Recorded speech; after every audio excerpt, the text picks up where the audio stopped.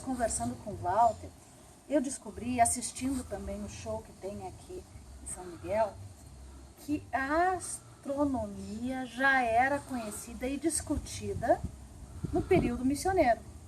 Olha que avante que estava a nossa cultura e quanto temos que descobrir.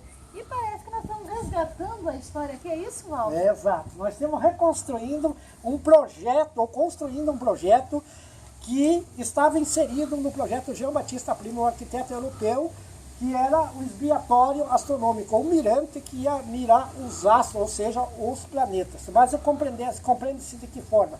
Quem assiste o espetáculo Som e Luz percebe que os 20 e poucos minutos da primeira etapa é narrado pelos atores que ia ser feito esse expiatório. E não foi feito devido à consequência da guerra. Mas aqui nós temos construindo eles com os traços arquitetônicos da cultura europeia com a cultura gaúcha. Nós mesclamos até porque compartilhar essa história. E que aquele galo lá em cima, se é um mirante para ver as estrelas, que é maravilhosa aqui nas missões, aquele galo significa o quê? O galo, o polo, o gacho, como é chamado pelo povo guarani, era uma expressão de ornamento que existia em todas as torres missionais. Ele tinha uma missão e era compreendido no campo espiritual que ele exercia a expressão de proteger aquele povoado ou aquela redução. Ele era o alerta do bem contra o mal, porque o galo já vem desde antes da era cristã, ele já era presente no campo do misticismo, de veneração, ou dava sempre um alerta que sempre os povos ancestrais reconheceram. O gacho, o galo, o polo, né, era parceiro da cruz de ferro, que representava a evangelização, que nós localizamos em Camaquã, foi levado daqui essa cruz. A ordem, um globo de pedra, que é o tamanho de uma bola de vôlei, que nós localizamos aqui em São Miguel. Então esses três ornamentos, o galo, a cruz e a ordem, obedecia à determinação do rei Nicolau I, que decretou que todas as igrejas construídas no mundo, veja só, a partir do ano 800, teria que ter esses três ornamentos. E se hoje nós perceber e acompanhar toda a restauração do IFAM, da MINC, das torres das igrejas, olhando pelo Brasil, todas elas têm a presença dessas divindades. É o ornamento aspiralado, né, que na cultura europeia é entendido como união dos povos. E aquelas quatro ponteiras lá em cima são os quatro pináculos. Então, pessoal, o que se compreende, pessoal? Que aqui, ali onde está os coqueiros, ali vai ter uma escadaria que vai dar acesso para cá. Como seria nas missões que já desabou? Nós temos, eles usavam muito essa parte de escadaria. E o que é que nós, já como nós temos aqui com a arquitetura ali, essa parte dentada ali, e está em sequência, aqui nosso sonho, pessoal, nesse expiatório, o mirante, né? Ele tem uma altura de 7 metros da crista do gacho para baixo, que é a expressão do número do misticismo religioso, da espiritualidade da época. E aqui, pessoal, nesse espaço aqui, nós vamos colocar um equipamento para mirar os planetas. Este povo que viveu aí, eles tinham a cultura deles voltado à astronomia, ou seja, eles veneravam os astros, o sol, o coral, a lua, Diati e as estrelas como deuses. E eles se revestiam dessas divindades e eles se sentiam protegidos. Tanto é que a natureza, eles buscavam a força da espiritualidade para que se vivesse essa tranquilidade, essa harmonia. Mas o que se compreende, pessoal? Que esse expiatório, esse equipamento, nós vamos conseguir, já tivemos aí codificando, já temos umas fases desse projeto, para mirar os planetas, Marte, Júpiter, Plutão, e principalmente os nossos estudantes se maravilham diante dessa riqueza, porque não só participar, conviver com a história, que era um sonho que eles tinham, mas nós temos que compreender que este povo, eles tinham muito mais sabedoria do que a atualidade. Hoje nós não temos, por exemplo, aquela dedicação ou aquela consistência de assimilar a natureza com a arquitetura. E hoje é visível, por exemplo, nas nossas fontes missioneiras, o que se assimilou a natureza, a água, as fontes com a arquitetura. E hoje nós fizemos bem o oponente, nós destruímos a nossa natureza.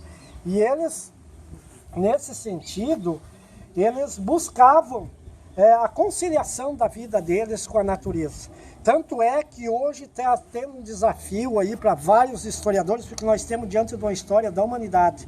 E aqui nós recebemos historiadores, pesquisadores, afinal de toda essa área de estudo, para desvendar parte da nossa história. E um desafio que até hoje nós não encontramos é o funcionamento do relógio do espelho d'água, que eles interpretavam as fases da Lua. Então, o que é que você vê? Que nesse período se vivia a astronomia muito mais evoluída, ou nós não sabemos como eles interpretavam e nós entendemos dessa forma. Mas existem vários entendimentos da astronomia que ainda carecem nós interpretar. Tá vendo, gente? Tudo isso você vai conhecer. Tem que vir aqui, né? Conversar com o Walter, marcar essa entrevista. Mas tem mais, hein? Tem benzedura. Quer ver?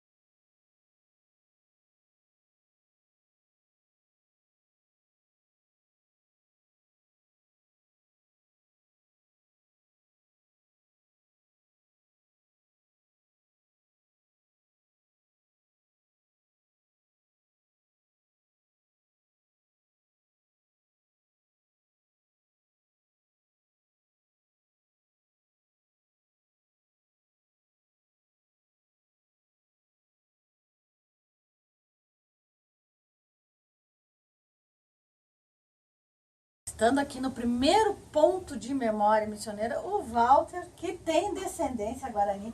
Walter, tua avó era guarani? Minha avó era descendente guarani, do povo guaranítico, né?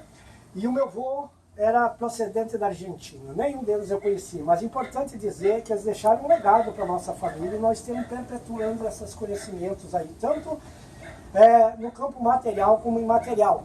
Mas é importante dizer que eu sou reconhecido pelo povo guarani como um descendente contemporâneo, mas temos uma felicidade bem afetiva aí de vivência com eles. Porque a família acaba passando, né, pontos de cultura, pontos de história, e nós, como filhos, netos e bisnetos, é importante a gente conhecer. E eu vi que tu tem uma parede aqui muito especial. O que é isso aqui, né? Conta pra gente. Que bom. Assim, ó, pessoal, aqui é uma reconstituição de uma parede que existia, segundo os nossos descendentes ou a memória dos nossos missioneiros. E de acordo com estudo, pesquisa que nós desenvolvemos com o IBRAM Missões, o IFAM e moradores, nós decidimos trazer essa história que se viveu aí, ou seja, a parede com os nichos de alto relevo, ou seja, ali quem visita a igreja percebe que existem nichos de baixo relevo, ou seja, aquelas casinhas de santo afundado, e as paredes que tinham os nichos de alto relevo, com essas paletas para fora, desabou, não existe. E você sabe que esses nichos de alto relevo representavam as 3 etapas da vida humana, o passado, o presente e o futuro, e dizia que era ornamentada, era símbolos que identificavam essas 3 etapas. Como não sobrou nem as paredes, nem os nichos, nem os ornamentos, decidimos construir. Mas o importante é a gente entender que este povo tinha a cultura voltada ao misticismo, à astronomia, à natureza e à religiosidade influenciada pelas companhias de evangelização que chegaram ali. Esse que é o passado, esse que são bolhadeiras? Sim, aqui é o ornamento que representa o passado, os 3 tipos de bolhadeira ou bolas de pedra, que eram chamadas de mintacas, por ser o primeiro utensílio que o ser humano usou, ou seja, entra naquele período neolítico, onde passou-se da pedra lascada para a pedra polida. Aqui, pessoal, é importante entender que nós colocamos 3 tipos de bolhadeira numa tronqueira de galho de espinilha, uma árvore predominante aqui na região, porque esta madeira foi utilizada pelo padre Antônio Sepp na primeira fundição de ferro da América do Sul, aqui na redução de São João Batista. Por que ele usava essa madeira? Porque é uma madeira que dá o dobro de intensidade de calor do fogo normal das outras madeiras, tanto é que conseguia derreter a pedra Itacuru. Nossa, um potencial grande, né? A pedra Itacuru ela tem uma proporção de 10 a 40% de minério de ferro, então em altas calorias ela conseguia separar o minério da terra. E é uma pedra aqui da região? É, da região, sim. Então esse ornamento representa o passado, o presente, a atualidade, a orbe, né, o globo terrestre, para valorizar nosso planeta. E diariamente estamos recebendo visitas de outros países, de outros continentes. Eles adoram chegar aqui e levar uma imagem. Se localizar. Exato, levar uma imagem da sua pátria daqui das missões. Então a orbe, o globo terrestre, foi uma decisão popular que foi muito bem recebido para representar a atualidade. Certo, pessoal? O futuro, pessoal, esse é o ornamento do futuro. É uma incógnita, ninguém sabe. Nós escolhemos se estudou que se era 2 mãos adultas colhendo 2 mãos de bebê. A criança, porque a criança é o nosso futuro, representa a nossa sequência. Principalmente aqui os nossos estudantes se maravilham porque eles têm a consciência do que isso representa, porque são os nossos estudantes, os nossos professores, os nossos historiadores, os arqueólogos, os pesquisadores que vão desvendar essa sequência de história que temos adormecida há mais de 300 anos. E aqui o ornamento jesuítico. Aqui, pessoal, esse espaço aqui é o tabuleiro. Tabuleiro é um palco artístico que existia na época, na frente dos locais sacros, que eram locais sagrados, né? E aqui nós fizemos apresentações culturais.